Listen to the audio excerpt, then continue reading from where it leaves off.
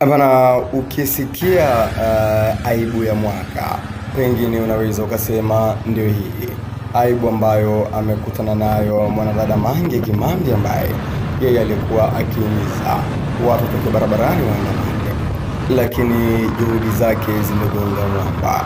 Watanzania wamesema sisi sio wa hivyo, hatuwezi kujitoa kirahisi hivyo, kwa sababu tunatambua wajibu wetu, na kwa namna moja ama nyingine tunajua mustakabali wa maisha yetu. Sasa unaweza ukasema kwamba Mange Kimambi amegonga mwamba. Hapa kuna video clip mbalimbali kutoka katika maeneo mbalimbali ya Tanzania tumetumiwa na waandishi wetu. Hali ni shwari kabisa barabarani, hakuna watu ambao wameandamana. Barabara nyeupe wanapita watu wachache tu, na maisha wa Tanzania yanaendelea kama kawaida, na wanaoenda kupiga kura wameenda kama kawaida. Kwa maana yake Mange Kimambi amekulaza uso.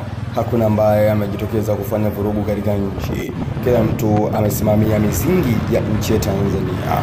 Haya ndiyo mambo ambayo Watanzania walipaswa na walihimizwa na viongozi mbalimbali wa kidini: kuishi katika umoja, kutokuwasikiliza watu na kutokulichafua taifa la Tanzania.